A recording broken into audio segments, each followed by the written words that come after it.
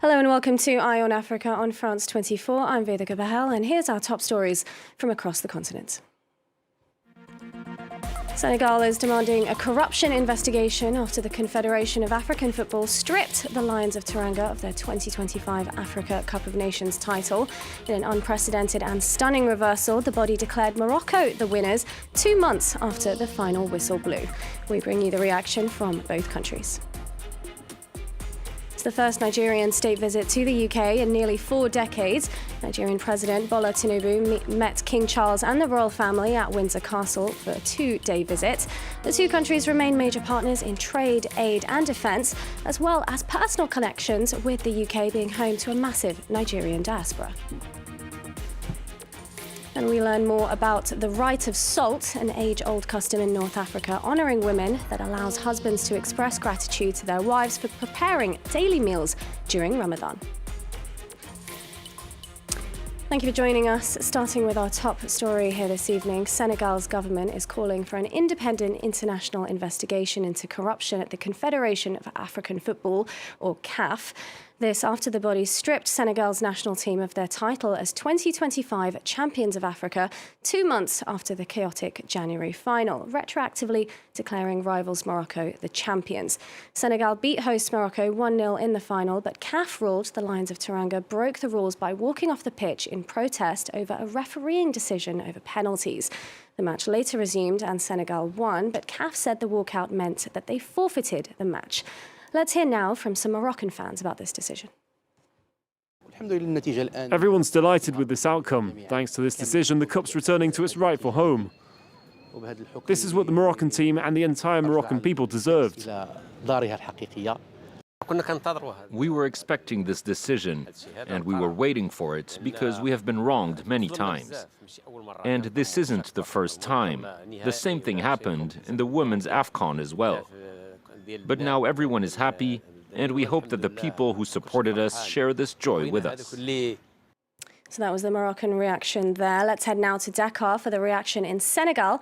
This report's by our correspondents on the ground.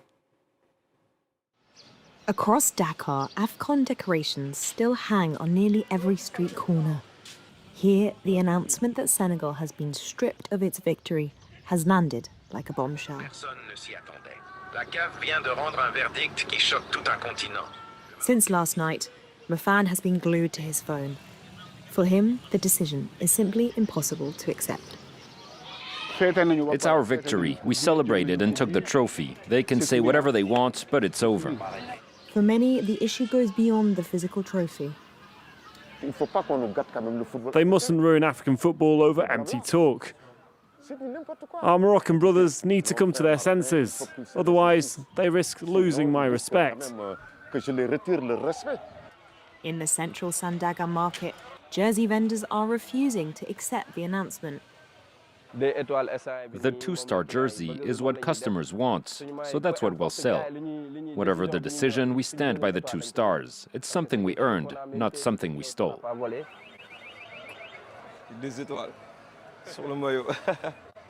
We can't buy a 1-star shirt, that isn't possible. We were given the trophy and here's the date, 18th of January.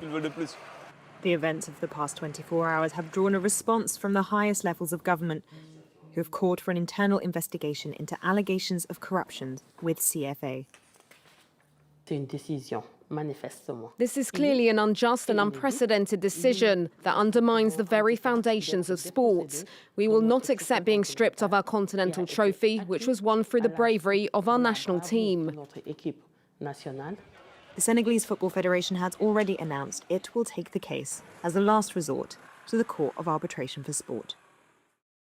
Well, for more on this, we can now bring in sports journalist Lamine Savan, speaking to us now from Dakar. Thank you for joining us on the programme, Lamine. Tell us, what does this decision mean for football in the continent? Do you think it's eroded trust in AFCON? Has it damaged Senegal's relationship with AFCON, do you think?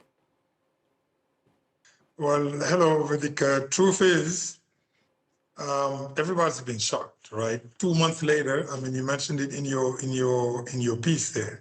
I don't think people have an issue with AFCON. People have more of an issue with the CAF and the governance.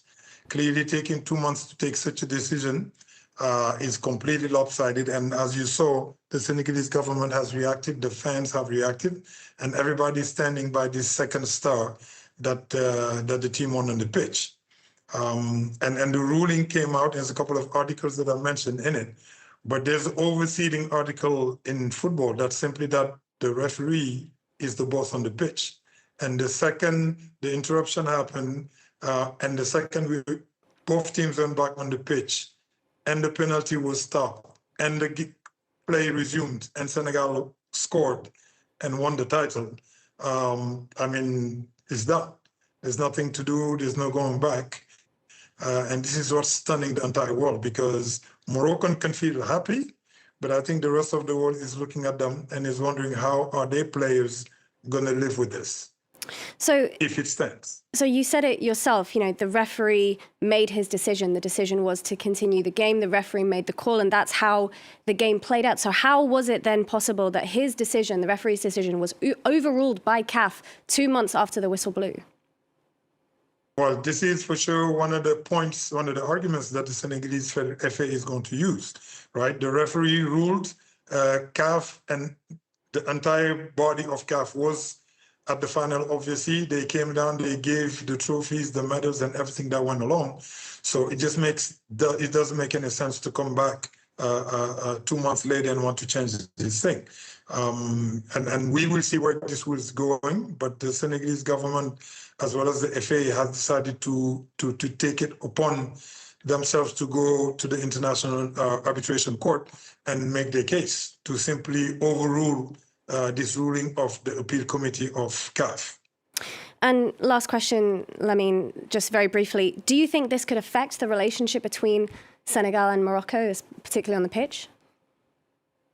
Well, listen, we will hope not, because the two countries have a very long history, that dates, so far back, that football is a sport that should unite, not divide. So we will hope that you wouldn't get that far. But for sure, if the two teams ever play again, it's going to be nothing less than war for both sides. Now, having said all of this, the amazing part is obviously it's been a field day on social media. CAF is getting the brunt of it. Obviously, Morocco is right behind because, they become in some way, shape, or form guilty by association. But hopefully this will be taken care of at the highest level of court in terms of appeal, and Senegal will gain and regain or keep its rightful trophy. Thank you so much. I think we'll leave it there. Lamine Savan speaking to us from Dakar. Thank you so much for joining us here on Eye on Africa. Next, a royal welcome for Bola Tinubu as he marks the first state visit by a Nigerian leader to the UK for 37 years. King Charles and Queen Camilla greeted the president and his wife with a ceremonial procession in Windsor. The official state banquet takes place Wednesday evening. The visit comes at a time where both nations push to deepen economic cooperation. There's also a more personal connection. The Nigerian diaspora in the UK is estimated to be amongst the largest African communities in the country. Now, for more on this, let's bring in our correspondent in London, Benedict Pavio. Benedict, great to have you with us here on Eye on Africa this evening. Tell us about the significance of this visit. Well, it is very significant. Why? Because state visits are rare in the United Kingdom. They're the highest level of diplomatic visit hosted by the head of state. King Charles, decided basically by the government of the day, so Keir Starmer's government.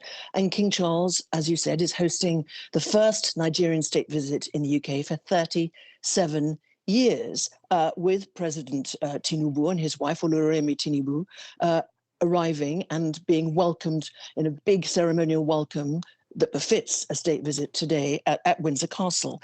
Now, as you said, also there are many personal and family connections. More than 270,000 Nigerian-born people live in the UK, so that's a very big diaspora here. And Nigeria's government spokesman, Mohammed Idris, said this state visit is about turning what is a historic relationship into a modern economic partnership. I'm quoting him, transforming trust into opportunity. As for the UK's Business and Trade Department, they underlined that Nigeria's Zenith Bank had just opened a branch this week in Manchester, here in the northwest of England.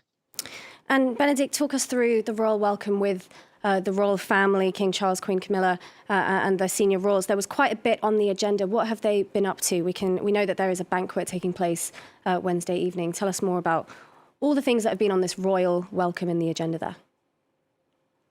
Well, what we know is that the British are very well known for their pomp and pageantry, and that's exactly what happened. Now, why Windsor Castle? Because Buckingham Palace is currently still under refurbishment, but it was a very beautiful ceremonial welcome.